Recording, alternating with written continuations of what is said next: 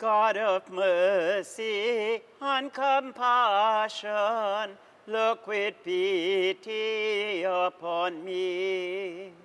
Father, let me call thee Father, this thy child returns to thee.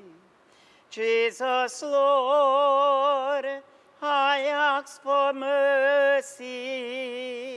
Let me not implore in vain. All my sins I now detest them. Never will I sin again.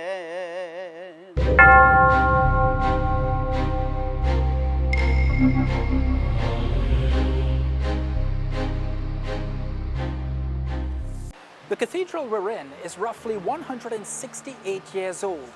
Christianity in Trinidad and Tobago preceded this church by over 3 centuries. Yet, as much as it is embedded in our culture, these days Christianity is proving to be less and less popular. Every decade a national survey is done.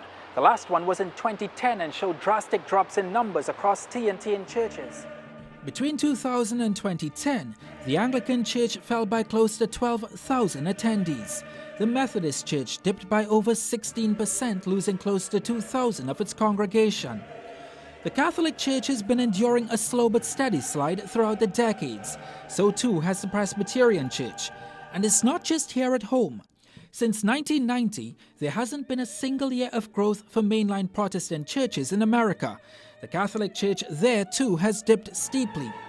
The rise of a non-Christian Europe is also on the horizon, with 91% of young Czech Republicans saying they have no religious affiliation. Between 70% and 80% of young adults in Estonia, Sweden and the Netherlands also categorize themselves as non-religious.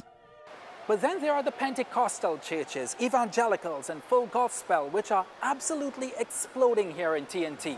Between the start of the new millennium and 2010, those churches grew by over 82,000 followers. But because of the nature of these churches, they're very complex and make data collection very difficult. Even Reverend Don Hamilton, the National Bishop for the Pentecostal Assemblies of the West Indies, agrees. Once somebody beats a tambourine and shouts loud, they're called Pentecostals. For Reverend Hamilton, he acknowledges just how broad the Pentecostal church could actually be. Depending on who the census targeted, you would hear Pentecost, Pentecost, Pentecost. I'm a Pentecostal. And with that, you know, it's difficult. I myself would have challenges to say, draw a line of demarcation. Is this from our group or not our group? But while the Pentecostal church may be complex to compile data on, it is simple enough to attract large numbers of lay people.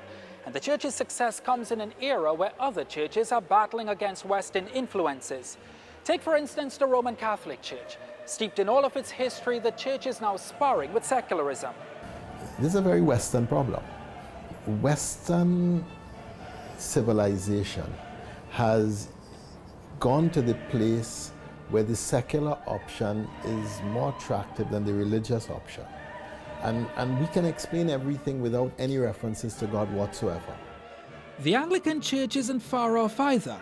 Bishop Claude Berkeley has seen his congregation deplete at a rapid rate of negative 13.6% between 2000 and 2010. He agrees with Archbishop Jason Gordon. Secularism is a growing practice. People no longer tend to become part of a religious, organized religion. They're suspicious of it. God is really no longer important in our narrative, in our life, in our story, because between science and economy and business and all these big things, we can make explanations for everything that we want. But the Catholic Church has committed unforced errors itself. On a global level, it continues to grapple with the child sexual abuse scandal. However, Archbishop Jason Gordon isn't entirely convinced. Have we been worse than other organizations? I don't think so. But you know, if sex sells, Catholic sex sells more than all other sex. and Catholic Church and sex is a big, big seller. But while mainstream churches here in the Western world are losing its congregations, it's not like that everywhere in the world. In April 2017, the Vatican released statistics that show the future of the Catholic Church is in Africa. The Catholic population on that continent grew by 19.4%. 2 years before, there were a little more than 222 million Catholics. And it's not just Catholicism. In the year 1900, there were only 9 million Christians on the continent. By the new millennium, there were an estimated 380 million Christians. The people are moving into Christianity in Africa in droves. Their big challenge is they don't have enough talent or priests to deal with all the people who are coming. Religion is not dying everywhere in the world. It's dying here in the Western world, and we are part of that. The Presbyterian Church, too, has been a popular form of Christianity over the years here in TNT, but they're not immune to the exodus. Between 2000 and 2011, the church lost over 3,700 of its followers. However, Reverend Annabel Lalaram Kilawan, who has served as moderator of the Synod, feels there has been a reinvigoration of interest with the church celebrating its 150th year of existence in TNT in 2018. I feel with the celebration of 150th, we just had a fire lit under our people. But the torchbearers of Christianity these days seem to be the Pentecostals.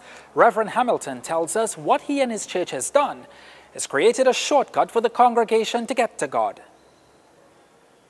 Modern societies have moved away from structures.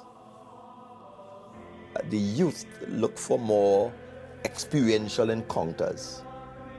And so what Pentecostal offered, we remove all of the hierarchical ways to get to God. So we try to present relationship with God directly and the Holy Spirit. That is one of the reasons that has resulted in the growth. While that may be true for the Pentecostal Church, Bishop Berkeley feels mainstream churches have lost sight of its sacred missions. Missions of caring for the sick, feeding the poor, displaying love and affection. There was a time when I suspect that we did not quite keep that standard up. And so some people felt neglected. They felt that they were not adequately cared for. Johnny Ramone knows exactly what Bishop Berkeley is talking about. As a child, he grew up as a spiritual Baptist. Later, he would spend 6 years in a Catholic church. Thereafter, a further 20+ years in the Pentecostal church before moving towards Hebrewism 2 years ago. While it may seem he's jumped from church to church all his life, Ramone is a common example of people searching for something in churches but could never find it. What you were sold is that this is a community where there is love, where there is care for you as an individual. We will care after you, we will look after you and help you develop as an individual and you develop as a spirit being. And what people found is that they got lost in the system. And when I saw that, look, you were going to care after me, I realized it became like I was supposed to care after the leadership. Ramone fears when churches aren't working for those who need it the most, they will find somewhere else to spend their Sundays.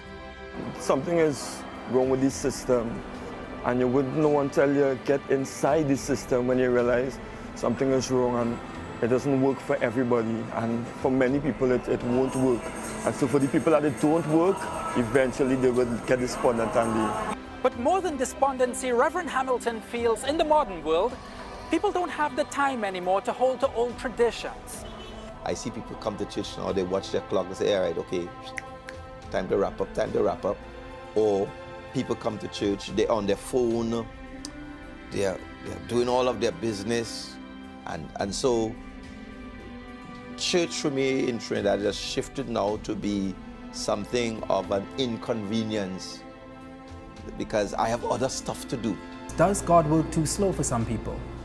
We are a microwave generation, an instant coffee generation.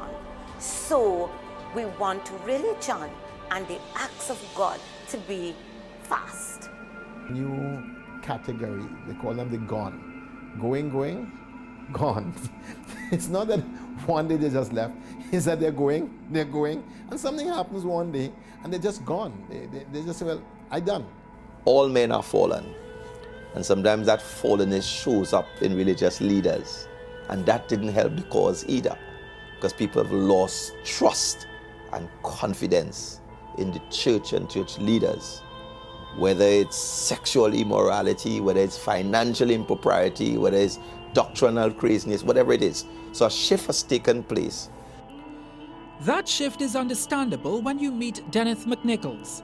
He was born in an Anglican home, went to a Catholic school and a Catholic church, and later worked for a Pentecostal pastor. This is the first time he's been in a church in over 6 years. He says the hypocrisy in each church was too much for him to handle. I'll tell you a story. There was this woman who was a member of a prominent church, and her house had been burnt down. And the pastor gave her a letter to go beg for money. The pastor has money. He drives a Mercedes, and his wife has a BMW, and they have a mansion. And I'm not saying that you should buy her a house, but I feel like you could do more than just give her a letter to go beg. And you have to lead by example. It is this hypocrisy that are making many young people turn away from churches, and the hierarchy agrees. When we come back, Sunday morning service at Movie Town, we'll tell you how one church is transforming worship to meet the modern congregation.